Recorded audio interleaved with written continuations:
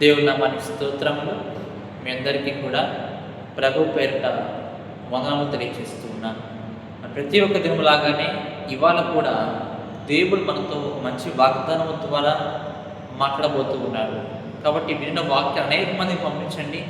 మరి వాళ్ళు కూడా దేవుళ్ళు ఎదుగుతూ ఉంటారు, ముందుకు వెళ్తూ ఉంటారు. ఇవాళ దేవుని యొక్క వాగ్దానం మనం చూస్తే లేవియ కాండము 26వ అధ్యాయము తీసినట్లయితే లేవియ కాండము 26వ అధ్యాయము 6వ వచనం మనం చదువుకుంటాం. 6వ వచనం, ఆ దేశంలో నేను మీకు క్షేమము కలుగు చేసేదను, మీరు పండుకొన్నప్పుడు ఎవడును మిమ్మల్ని భయపెట్టడు, ఆ దేశంలో దుష్ట మృగములు లేకుండా చేసేదను, మీ దేశంలోనికి ఖడ్గము రాదు. ఇక మనం చూస్తే చాలా గొప్ప వాగ్దానం దేవుడు మనకి ఇస్తున్నాడు ఈరోజు. ఏంటంటే కనుక మీకు మీ దేశంలో క్షేమం కలుగు చేస్తానంటున్నాడు. నిజంగా అందరికీ కావాల్సింది ఇది. దేవుని యొక్క కాపుదల, దేవుని యొక్క తోడు ప్రతి ఒక్కరికి కావాల్సిందే. నిజంగా ఆయన యొక్క కాపుదల, ఆయన యొక్క తోడు మనకు లేకపోతే మనము నశించిపోయేటం. ఆయన మన మీద ప్రేమ చూపించకపోతే కనుక మనం నశించిపోయేవాడు. ఆయన తన యొక్క కుమారుణ్ణి ఈ లోకానికి ఆయన పంపించి మన పాపాల కొరకు పరిహారార్థ బలిగా అర్పించకపోతే కనుక మనం నశించిపోయేవాడు. కాబట్టి దేవుని యొక్క కాపుదల చాలా గొప్పది. మనకి కూడా క్షేమం అవసరం. మన యొక్క పిల్లలకు కానీ, మన కుటుంబానికి కానీ, మనం ఉద్యోగం చేసినటువంటి ప్లేస్కి కానీ, మన వ్యాపార స్థలం కానీ, లేదంటే మన ఇంటికి కానీ, మన యొక్క బంధువులకు కానీ, ప్రతి ఒక్కరికి కూడా క్షేమం చాలా అవసరం, ప్రతి వాటికి కూడా. అయితే అంటున్నాడు దేవుడు, ఆ దేశంలో నేను మీకు క్షేమం కలుగు చేసేదను, మీరు పండుకున్నప్పుడు ఎవడనో మిమ్మల్ని భయపెట్టాలనుకుంటాడు. పండుకున్నప్పుడు మనం చూస్తాము, నైట్ టైంలో మనము డోర్స్ అని లాక్ చేసుకొని మంచిగా సేఫ్గా నిద్రపోతూ ఉంటాం కదా.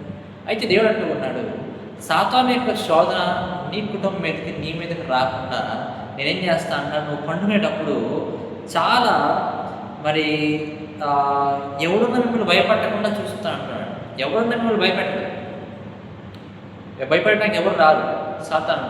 అయితే కొంతమందికి సాతాను యొక్క ఆలోచనలు పెడుతూ ఉంటాడు సాతాను నైట్ పూట కదండి. సరిగ్గా నిద్ర పట్టకుండా మరి ఉదయమున చేసిన వర్క్ ప్లేస్లో కానీ ఎక్కడైనా సరే చిన్న చిన్న గొడవలు పెడుతూ ఉంటాడు.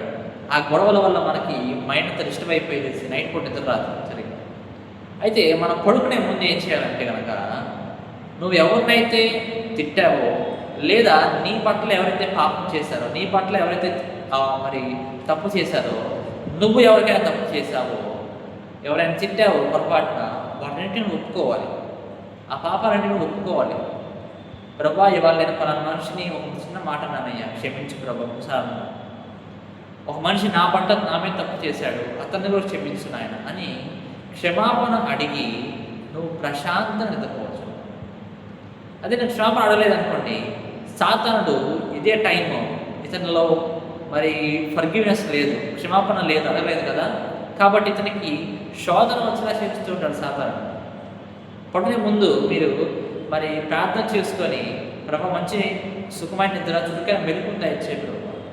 మనం కూడా మన చిన్న చిన్న పిల్లలు ఉంటూ ఉంటారు కదా, మన పిల్లలు ఉంటూ ఉంటారు, నిద్రపోతున్నారు అనుకోండి, ఎవరన్నా వచ్చి సౌండ్లు చేస్తున్నారు, అరుస్తున్నారు, గట్టి గట్టిగా మాట్లాడుతూ ఉన్నారు, మనమేం చెప్తాం వాళ్ళకి, సైలెంట్గా ఉండండి, ఈ పిల్లవాడు నిద్రపోతున్నారు, సైలెంట్గా ఉండండి చెప్తాం. ఆ విధంగానే దేవుడు కూడా మన నిద్రపోయినప్పుడు మన ప్రశాంతంగా మన హృదయం ముందు లాగున ఆయన చేస్తాడు అనమాట.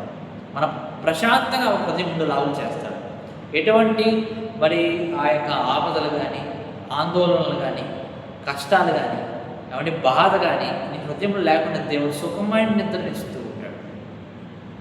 సుఖమైన నిద్ర నువ్వేం చేయాలి? క్షమించాలి. మనుషులు దేవుడు ఎలాగైతే తన పట్ల తప్పు చేసిన వాళ్ళని క్షమించాడు, ఆ విధంగా నువ్వు క్షమించాలి. ప్రతి ఒక్కరిని కూడా క్షమించిన పడుకో మంచిగా ప్రార్థన చేసుకొని. అలానే ఉదయం లేవగానే ఒక చిన్న ప్రార్థన, ప్రభా ఈరోజంతటా కూడా సహాయం చేయాలి, రాత్రి అంతటా మాకు తోడుగా ఉన్నావు, మంచిగా నిద్రపట్టేలా చేశావు, స్తోత్రములు. మనము ఎన్ని సమస్యలు గుండా వెళ్తూ ఉంటాం ఈ లోకంలో, ఎన్నో ఇబ్బందులు గుండా కదా, మనము అపాయాల గుండా వెళ్తూ ఉంటాం. దేవుని యొక్క కాపుదల ఉండబట్టి మనం క్షేమంగా మరలా ఇంటి తిరిగి వస్తున్నాం. దేవుని యొక్క కాపుదల లేకపోతే మన ప్రార్థన చేసినా చేయకపోయినా దేవుని యొక్క కాపుదల మనకు ఉంటూ ఉంటుంది. అంటే ప్రతి ఒక్క మనుషునికి ఉంటూ ఉంటుంది కాపుదల. అన్యులకేమి, క్రైస్తవులకేమి, అందరికీ ఉంటూ ఉంటుంది. జంతువులకేమి, అన్నిటికీ దేవుని యొక్క కాపుదల ఉంటుంది, దేవుని యొక్క కృప ఉంటూ ఉంటుంది. దాన్ని బట్టి మనం ఈరోజు బ్రతికి ఉన్నాం. కాబట్టి ఇంకా ఏమంటున్నాడు వాక్యంలో, ఆ దేశంలో దుష్ట మృగములు లేకుండా చేస్తానంటున్నాడు. ఒక ఉదాహరణగా మీరు తీసుకోండి. దేశం అనేది ఒక ఉద్యోగం చేసే స్థలం అనుకోండి, కాసేపు ఉద్యోగం చేసే స్థలం, జాబ్ చేసేటటువంటి ప్లేస్ అనుకుంటాం. అయితే ఆ స్థలంలో మొదటి మాటగా మనం చూస్తే క్షేమం కలుగు చేస్తానంటున్నాడు. మంచి జ్ఞానాన్ని ఇచ్చి వర్క్ అంతా మంచిగా చేసేలా చేస్తానంటున్నాడు. అలానే మరి ఎవరినో మనల్ని భయపెట్టకుండా చేస్తానంటున్నాడు. రెండవదిగా ఆ యొక్క జాబ్ చేసేటటువంటి ప్లేస్లో. మూడవదిగా ఆ జాబ్ చేసేటటువంటి ప్లేస్లో ఎవరైతే కనుక నీకు విరోధులుగా ఉన్నారో, ఎవరైతే నిన్ను విరోధముగా నీకు గుంటలు తవ్వుతున్నారో, నిన్ను ఎలాగైనా తొక్కేయాలని చూస్తున్నారో వాళ్ళని దుష్టముఖములు అంటారు. వాళ్ళు లేకుండా చేస్తా అంటాడు కదా దేవుడు.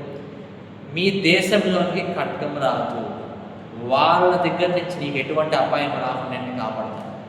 ఇది ఒట్టి ఉద్యోగం చేసే ప్లేస్లోనే కాదండి, ప్రతి ఒక్క చోట, నీ ఇంట్లో కానీ, నీ ఇంటి బయట కానీ, చేసే వ్యాపారాల్లో కానీ, నువ్వు చదువుకునేటువంటి కాలేజెస్లో కానీ, స్కూల్స్లో కానీ, ప్రతి ఒక్క దాంట్లో ఈ విధంగానే దేవుడు నీకు చేస్తాడు.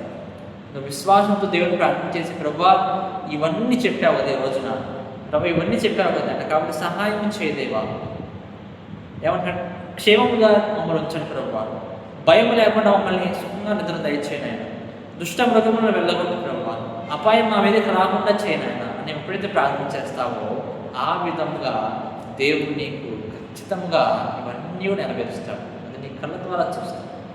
ఈ వాక్యాన్ని పట్టుకుని ప్రతిరోజు ప్రార్థన చేయండి, ఎంత మంచిగా ఉంటుందో చెప్పండి. ప్రతి ఒక్కరోజు ఈ వాక్యాన్ని పట్టుకుని ప్రార్థన చేయండి. దావీదు మహారాజు మరి అంటూ ఉంటాడు, ఉదయంనే లేచి నీ ముఖ దర్శనం నేను చూడాలి, నీతో సంభాషించుకోవాలి. ఉదయం లేచి నీ స్వరం వెంట నాకెంతో ధన్యత అని చెప్పేసి దావీదు భక్తుడు చెప్తుంటాడు కీర్తనలు కదా. నా విధంగా మనం కూడా ప్రార్థనలో ఈ యొక్క వాగ్దానం పట్టుకుని ప్రార్థన చేయండి.